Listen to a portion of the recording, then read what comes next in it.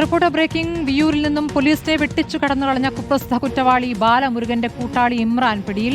എറണാകുളം ഇടപ്പള്ളിയിലെ വീട് വളഞ്ഞാണ് ഇമ്രാനെ പിടികൂടിയത്. ഇയാളിൽ നിന്നാണ് ബാലമുരുകനെ കുറിച്ച് വിവരം കിട്ടിയത്. എസ് ശരൺ വിവരങ്ങളുമായി. ശരൺ, ഇപ്പോൾ പ്രധാന കൂട്ടാളിയാണോ പിടിയിലായിരിക്കുന്നത്? എന്താണ് അറിയാനാകുന്നത്?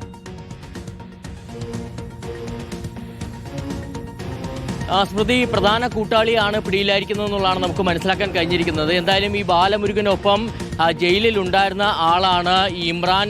അങ്ങനെയാണ് ഇമ്രാന് ബാലമുരുകനുമായിട്ടുള്ള ബന്ധം വരുന്നത്. ഇമ്രാനെ കഴിഞ്ഞ ദിവസമാണ് ഡാൻസർ സംഘം വീട് വളഞ്ഞ്, അതായത് ഇടപ്പള്ളിയിൽ ഇയാൾ വാടകയ്ക്ക് താമസിക്കുകയായിരുന്നു, മലപ്പുറം സ്വദേശിയാണ്. ഇയാളെ വീട് വളഞ്ഞ് കസ്റ്റഡിയിലെടുക്കുകയും ചെയ്തിരുന്നത്. അങ്ങനെ കസ്റ്റഡിയിലെടുത്ത് ചോദ്യം ചെയ്യുമ്പോഴും ഇയാളുടെ മൊബൈൽ ഫോൺ പരിശോധിച്ചപ്പോഴുമാണ് ബാലമുരുകനെ സംബന്ധിച്ചുള്ള നിർണായക വിവരം ഡാൻസർ സംഘത്തിൽ ലഭിക്കുകയും ചെയ്തത്. അതിന്റെ അടിസ്ഥാനത്തിലാണ് ഇത് തമിഴ്നാട് പോലീസിന് കൈമാറുകയും ചെയ്തത്. ഇതിൽ പ്രധാനമായും ബാലമുരുകൻ തെങ്കാശിയിലുണ്ടെന്നുള്ള വിവരം ലഭിക്കുന്നു. അതിന്റെ അടിസ്ഥാനത്തിലാണ് ആ തെങ്കാശി കേന്ദ്രീകരിച്ച വലിയ പരിശോധനകൾ നമ്മൾ ഇന്നലെ രാത്രി കാണുകയും ചെയ്തിരുന്നത്.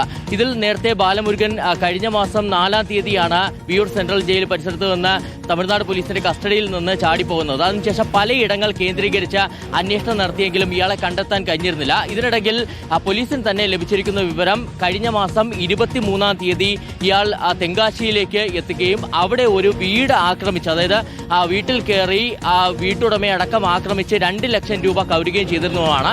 അതിലെ കൂട്ടുപ്രതിയാണ് ഈ ഇമ്രാൻ. അങ്ങനെ ഇമ്രാനെ കസ്റ്റഡിയിലെടുത്ത് ചോദ്യം ചെയ്തതിൽ നിന്നാണ് ഇപ്പോൾ ബാലമുരുകനെ സംബന്ധിച്ചുള്ള വിവരം ലഭിച്ചിരിക്കുന്നത്. എന്തായാലും ഇയാൾ ഇന്നലെ രാത്രി പുറത്തു വന്ന വിവരങ്ങൾ പ്രകാരം ഇയാളെ തമിഴ്നാട് പോലീസിന് ഇയാളെ കണ്ടെത്താൻ കഴിഞ്ഞിട്ടുണ്ട്. പക്ഷേ ഇയാൾ പാറയിടുക്കിൽ തന്നെ കഴിയുകയാണ്. അങ്ങനെ ഇയാളെ കസ്റ്റഡിയിലെടുക്കാനുള്ള നീക്കമടക്കം തമിഴ്നാട് പോലീസ് ഊർജിതമാക്കിയിട്ടുണ്ട്. ശരി, എസ് ശരണാണ് വിവരങ്ങൾ നൽകിയത്.